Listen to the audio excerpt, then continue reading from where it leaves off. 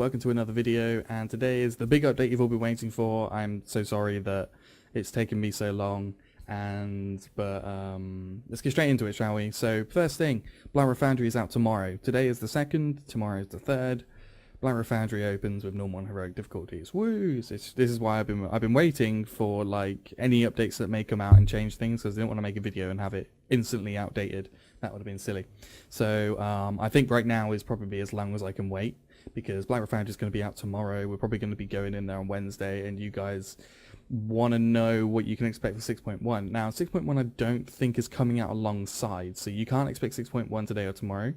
I don't think. It might do, but we don't know. So some of these changes aren't going to be instant, but you can look at the information I'm going to be giving you and you can say, right, well, in the future when 6.1 hits, this is probably what I'll be doing. It's going to be slightly different to how I'm doing it now, but it's probably what I'm going to be doing. Now, I personally think that 6.1 might come out alongside Mythic.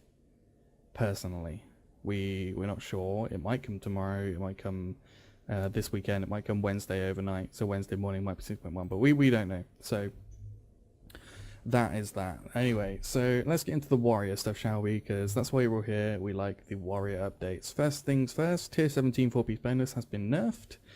It's not too bad. I mean, 30 rage was a lot, and if we think about it in like a starting rotation, it's kind of it would have been a waste as well, because I think if we charged and then we melee swung and then we Colossus smashed, we probably would have been going over the cap. So I mean, we would have had to somehow throw something else in there that would have just messed up the rotation. Now I think we're probably going to hit 90 or 100 just solid, and it's going to be really, really nice. Over a period of a long fight, obviously that extra rage would have been really good, but I mean, it was really strong. It's 30 rage is a lot for us, so I'm not too worried. That's not too bad. I think that's more a balancing issue as opposed to a massive nerf. And then we're going to go down and we're going to get to the good stuff. So Avatar has had the duration decrease from 24 seconds to 20, but the cooldown has decreased from 3 minutes to 1.5. So this is awesome, because Avatar is really strong, right? No one was using it because you could maybe use it once a fight, twice on a long fight, and it was like, well, I mean, Bloodbath's better, right? Bloodbath was doing more damage in a much shorter period. It might be doing less damage, but it was doing it often enough that it would make up for it. So, yeah, now Avatar is really strong.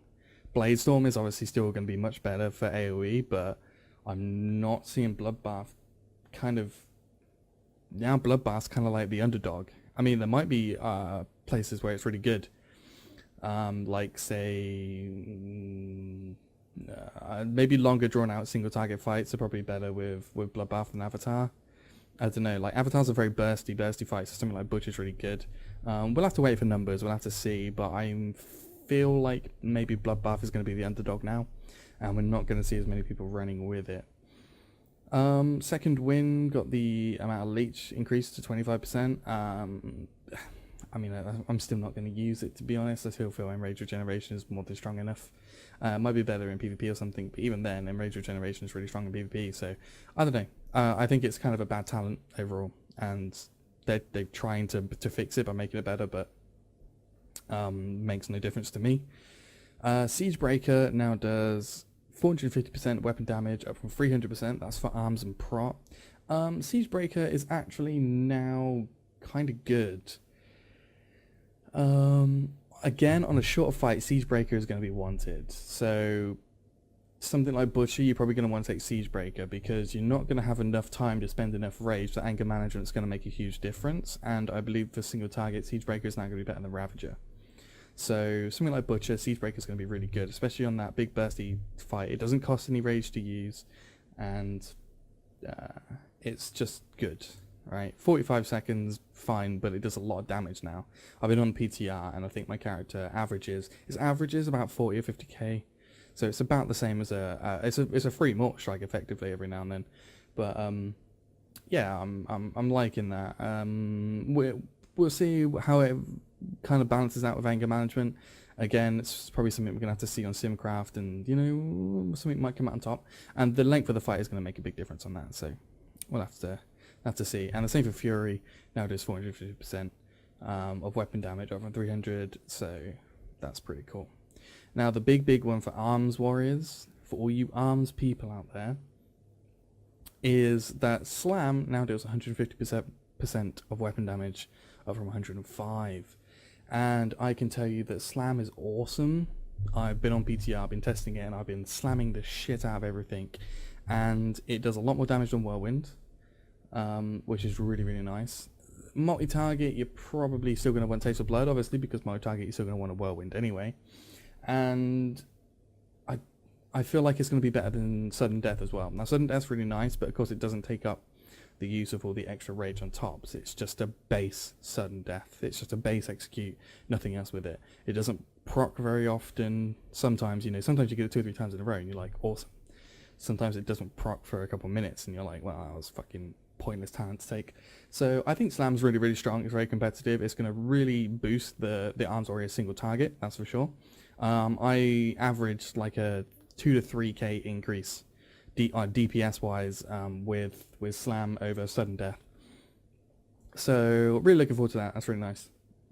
I might just go arms straight up next expansion, next patch rather.